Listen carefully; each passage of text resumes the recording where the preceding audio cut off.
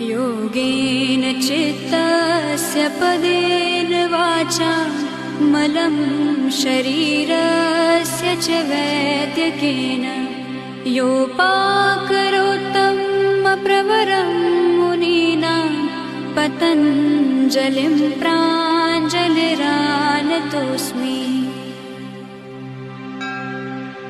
योगेन चित्तस्य पदेन वाचा मलं शरीरस्य च वैद्यकेन योपाकरोत्तमप्रवरं मुनीनां पतञ्जलिं प्राञ्जलिरानतोऽस्मि। योगेन चित्तस्य पदेन वाचा मलं शरीरस्य च